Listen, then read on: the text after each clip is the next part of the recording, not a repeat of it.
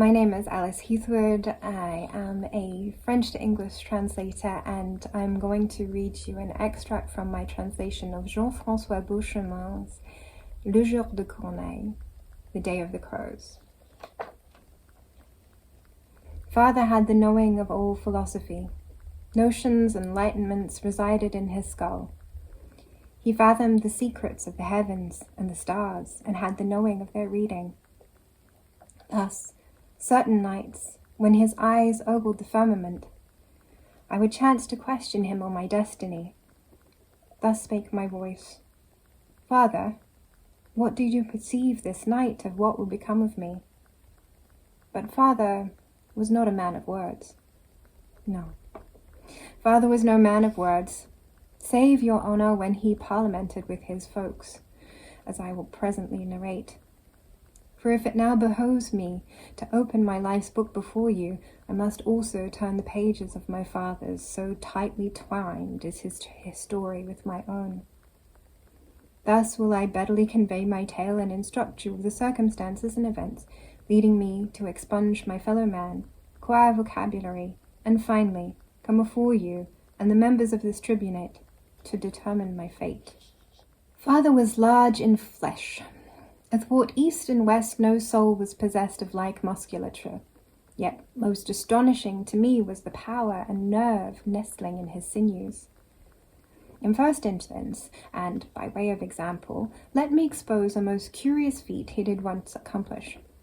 On a day of great frosts, I witnessed father furnish himself with mittens thusly. Shoving arm into burrow, he plucked out 2 sleep-filled and chubbling marmots. Then, knocking them out with the hammer of his fist, he set about renting and gutting them.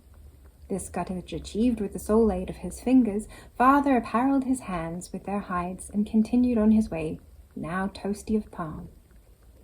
As for father's legs, they were proportionable to those of a war-horse in brawn, endurance, and speed. No soul could hunt for beast better than he, nor escape the threatening cyclone with greater alacrity. His foot likewise imposed by excess of size. When father set forth with his heavied step, ant trembled, chip-friar fell from branchlet, crawler-pillar was loosed from leaf, and in their burrows, hares, marmots, raccoons, and weaslings caught skull on ceiling. Father was immense in all proportions of his person, yet his body, for all its raw strength, suffered from a strange disorder in its topmost part, in order of arrangement and importance. The skull. When fullmost waked, and even busied about the day's tasks, father was ofttimes visited, as in dreaming, by folks who did converse with him, and to whom he retorted in vocabulary most uncustomary. Of highest alarm were his devilish groans, gesticulations, and agitations as he addressed them, yet this was by no means the worst of it. Indeed, once they held him in their grips, father's folks pushed him to acts and quests of utmost nonsense. At these times, father, under some cataclysmal spell, would take it upon himself to do their bidding. This led him, your honour, far beyond the reasonable limits of human doings. Forced, for my part, to second him, I oft risked life and limb in such escapades, as you will soon conceive from my telling. On summering nights, once we had well grilled and swallowed brawn of skunkling or pie of kidney, father would sit nigh the fire, neath the great beech, pensively stoking flame, me at his side. At times lifting gaze, we would eye the tree-tops as they merged softeningly into night. Then came the stars, their wicks lighting up skies and expanses, mayhap giving compass to some straying wanderer. At those times our tongues were oft stilled. For my part, this silence stemmed from no want of fodder for discourse.